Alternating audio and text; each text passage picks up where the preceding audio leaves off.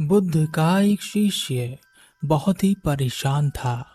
वह बहुत कोशिश कर चुका था, परंतु ना तो उसका ध्यान लग पाता और ना ही उसका चित्त शांत हो पाता। वह लगातार बहुत प्रयास कर रहा था, परंतु उसे सफलता नहीं मिल रही थी। थक हार कर जब वह ध्यान करने में नाकाम रहा, वह बुद्ध के पास पहुंचा और बुद्ध को प्रणाम कर उसने कहा, हे बुद्ध, मुझ में क्या कमी है? यहाँ जितने भी भिक्षु हैं, सब किसी न किसी स्तर तक अपनी साधना करके पहुंच रहे हैं।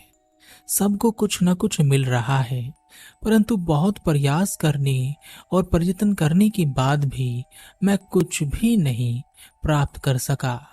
मैं कहीं नहीं पहुंच सका। मैं अपने मन को शांत नहीं कर पा रहा। जैसा मैं सांसारिक जीवन में परेशान था, वैसा ही मैं यहाँ भी परेशान हूँ। मुझे समझ नहीं आ रहा कि मुझ में क्या कमी रह गई। बुद्ध ने कहा, इस दुनिया में कमी तो किसी के पास भी नहीं है।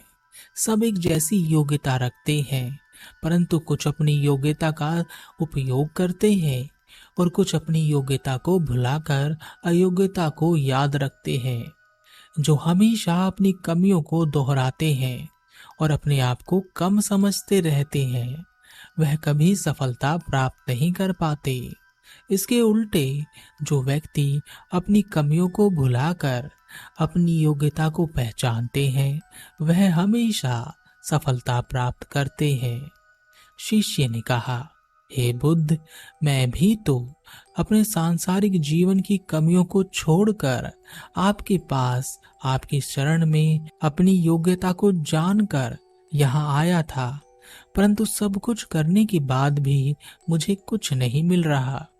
बुद्ध ने कहा, दो घोड़े जिसमें एक बीमार है और एक स्वस्थ है, उन दोनों की योग्यता क्या है?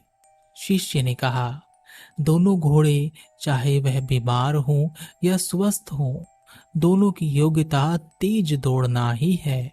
बुद्ध ने कहा, दो घोड़े जिनमें एक घोड़ा पूर्णतः स्वस्थ है और एक घोड़ा बीमार है और जख्मी भी है, इनमें से कौन सा घोड़ा तेज दौड़कर आगे निकल सकता है? शिष्य ने कहा, बुद्ध, अवश्य ही वह घोड़ा जो स्वस्थ है तेज दौड़कर आगे निकल पाएगा। बुद्ध ने कहा, अगर उस बीमार और जख्मी घोड़े को आगे निकालना हो, तो वह घोड़ा कैसे आगे निकल सकता है? शिष्य ने कहा, वह बीमार और जख्मी घोड़ा तब तक आगे नहीं निकल सकता जब तक कि वह स्वस्थ ना हो जाए। बुद्ध ने कहा, अगर वह घोड़ा बिना स्वस्थ हुए ही आगे निकलना चाहता हो तो? शिष्य ने कहा, तब वह घोड़ा कभी भी उस स्वस्थ घोड़े से आगे नहीं निकल सकेगा। वह थोड़ा थोड़ा आगे बढ़ जरूर सकता है, परंतु कभी भी तेज दौड़कर मंजिल पर नहीं पहुंच पाएगा। बुद्ध ने कहा, अगर वह घोड़ा अपनी बीमारी और अपने जख्मों से प्रेम करता हो तो, और उसे बीमार और जख्मी रहने में मजा आता हो, और वह अपनी बीमारी और अपने जख्म को रोज बढ़ाता हो, तब वह कितना चल सकेगा? और यह भी चाहता हो कि वह उस तेज दौड़ने वाले घोड़े से आगे निकल जाए, तब क्या यह संभव हो सकेगा? शिष्य ने कहा, ऐसा नहीं हो सकेगा बुद्ध, बल्कि वह घोड़ा तो कहीं पहुंच ही नहीं सकेगा। बुद्ध ने कहा, बस इसी कारण से तुम नहीं पहुंच रहे हो। वह जख्मी घोड़ा कोई और नहीं, तुम ही हो। शिष्य ने कहा, हे बुद्ध, मैं आपकी बात समझ नहीं पाया। बुद्ध मुस्कुराए और कहा, मैं तुम्हें एक छोटी सी कहानी सुनाता हूँ, शायद तुम समझ सको कि मैं क्या कह रहा हूँ। एक गांव में एक युवा रहता था। उसने अपनी आंखों में बड़े बड़े सपने सजा रखे थे। एक दिन एक युवती के प्रेम में पड़कर वह अपने उन सारे सपनों को भूल गया। उसे लगने लगा कि जैसे वह युवती ही उसकी सारी दुनिया है। एक बार वह मिल जाए तो फिर सुख ही सुख है। उससे बढ़कर कुछ भी नहीं है। फिर सबसे लड़ झगड़ कर आखिरकार अंत में उसने अपने प्रेम को पा लिया। उसने उस युवती के साथ विवाह कर लिया। विवाह करने के बाद उस युवक पर जिम्मेदारियां आ गई। अब उसने धन कमाना शुरू किया। उसने बहुत मेहनत की। वह अपने घर से दूर भी चला गया, धन कमाया और उस धन को अपने घर अपनी पत्नी के पास भेजने लगा। वह मेहनत करता, धन कमाता और घर भेजता। 6 महीने में 1 या 2 बार वह मुश्किल से घर आ पाता। एक दिन उसे अपने काम से निकाल दिया गया। वह वापस घर आ रहा था। उसे अपनी पत्नी बहुत याद आ रही थी, परंतु उसके मन में शक का कीड़ा भी था कि वह अकेले कुछ गलत तो नहीं कर रही होगी। मैं इतने समय बाहर रहता हूँ, कहीं वह बहक तो नहीं गई होगी। ऐसे ही बहुत सारी बीमारियों को मन में लेकर वह घर पहुंचा। रात का समय था, कुछ भी ठीक से दिखाई नहीं दे रहा था। उसने बिना आवाज किए दरवाजे से झांकने की कोशिश की। उसने देखा कि उसकी पत्नी के साथ एक पुरुष है। यह देखते ही उसके सारे शक यकीन में बदल गए। वह दुखी हो गया और चुपचाप वहां से चला गया। अपनी पत्नी के द्वारा धोखा दिए जाने के कारण वह व्यथित था। क्या करे, उसे कुछ समझ नहीं आ रहा था। वह सोच रहा था कि वह उसके साथ ऐसा कैसे कर सकती है। वह इधर उधर भटकने लगा, हर किसी को अपने दुख की कहानी सुनाने लगा। लोगों द्वारा उसे सांत्वना दिए जाने पर उसे बहुत अच्छा लगता। जब लोग उसकी पत्नी की बुराई करते और कहते कि वह तुम्हारे साथ ऐसा कैसे कर सकती थी, तुम्हारे साथ तो बहुत बुरा हुआ, तुम्हारे जैसे अच्छे इंसान के साथ ऐसा नहीं होना चाहिए था, तब उसे बहुत खुशी मिलती। अब उसे दुखी रहने में मजा आने लगा था।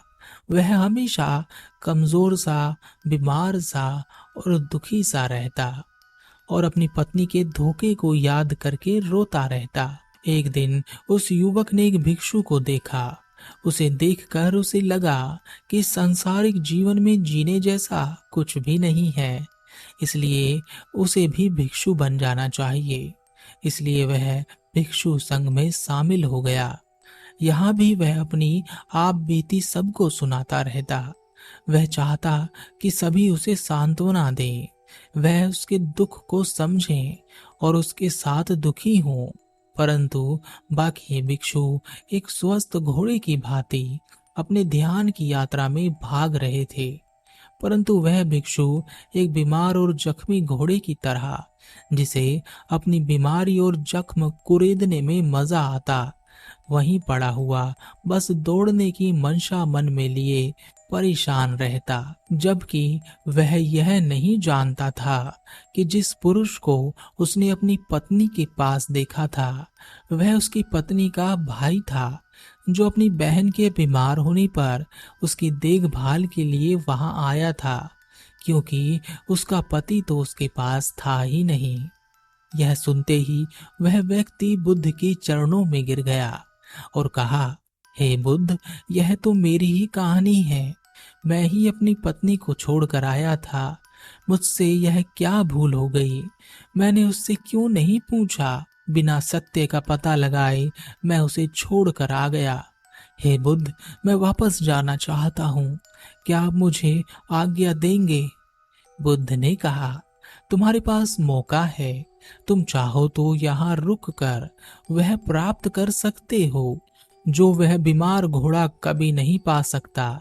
शिष्य ने कहा, हे बुद्ध, आप सत्य कहते हैं, परंतु मेरा मन अभी यहाँ नहीं है। मैं अपनी गलती को सुधारना चाहता हूँ। बुद्ध ने कहा, तो ध्यान रहे, जीवन में दुखी होने के लिए इतने मौके नहीं हैं जितने कि सुखी और खुश रहने के लिए हैं। परंतु हमारी आदत ही कुछ ऐसी हो गई है कि हमें जरा सा दुख होता है तो हम उसे सर पर उठाकर चारों ओर घूमते रहते हैं। हमें अपने दुखों में मजा आता है, और अगर दुखों में मजा नहीं आता तो लोग दुख छोड़ नहीं देते। लेकिन वह उन दुखों को सबको बताते हैं, बताने का आनंद लेते हैं और खुश होते हैं। हम अपने दुख से चिपक जाते हैं, हम खुद ही उसे छोड़ना नहीं चाहते। इसी कारण हम हमेशा दुखी होते हैं। इस दुनिया में सभी दुख से भाग रहे हैं और दुख की ओर ही भाग रहे हैं। जो इस सत्य को जानता है वह उन हजारों कारणों को पकड़ता है जो खुशी देते हैं, सुख देते हैं, और उस एक कारण को हमेशा छोड़ देता है जो दुख का कारण बनता है। हमें कोई चीज अच्छी नहीं लगती तो हम उसे छोड़ देते हैं, परंतु दुख हमें अच्छा भी नहीं लगता और हम उसे छोड़ भी नहीं पाते। दो लोग जब आपस में लड़ते हैं तो वह जानते हैं कि लड़ने से दुख पैदा होगा, फिर क्यों वह आपस में लड़ते हैं? कभी सोचा है? इस बारे में विचार करना। यह संसार मनुष्य के रूप में बीमार घोड़ों से भरा है जो हमेशा अपने घावों को हरा रखते हैं। उन्हें इसमें मजा आता है, उन्हें दुखी होने में मजा आता है। वह हमेशा सताए हुए दिखाई देते हैं और वह अपने द्वारा ही सताए जा रहे हैं। याद रखना, तुम वापस तो जरूर चले जाओगे, परंतु अपना जीवन ध्यान पूर्वक जीना, क्योंकि दुखी होने का एक कारण हमेशा तुम्हारी आंखों के सामने नाचता रहेगा, परंतु उसके पीछे सुखी होने के हजार कारण खड़े होंगे।